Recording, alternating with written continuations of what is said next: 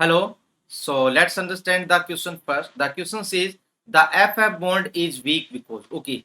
So हमसे ये बोला गया है कि जो FF बॉन्ड होता है वो वीक होता है कंपेरेटिव। ऐसा क्यों? चलिए देखते हैं।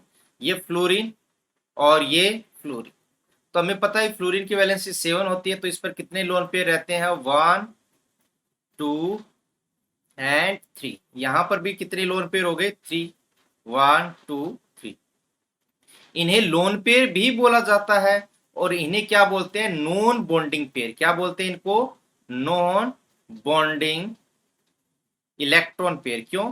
क्योंकि जो बॉन्डिंग में पार्टिसिपेट करते हैं, जैसे एक एक इलेक्ट्रॉन, ये बॉन्डिंग पेयर ऑफ इलेक्ट्रॉन, ये non bonding pair of electron या फिर लोन पेयर ऑफ इलेक्ट्रॉन इनको बोलते हैं। तो यहां पर इनके कारण क्या होता है कि बहुत ज्यादा लोन पेयर प्रेजेंट है। 3 यहां पर, 3 यहां पर।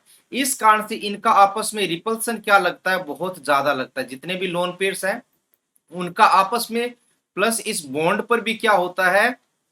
रिपल्सन काफी ज्यादा लगता है।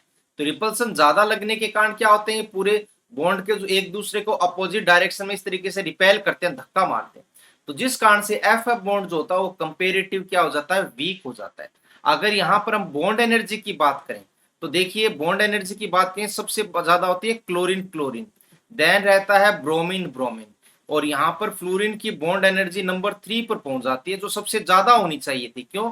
स्मॉल बॉन्ड होने के कारण सबसे ज्यादा होनी चाहिए थी, लेकिन बॉन्ड एनर्जी जो होती है इसकी 3rd नंबर पे पहुंच जाती है। ठीक है, तो ऑप्शंस देखते हैं। Option number 1, the repulsion between the non bonding pair of electrons of 2 fluorine atom is large. Yes, जो लोन पेयर्स का रिपल्सन है वो बहुत ज्यादा है, तो ये ऑप्शन सही है।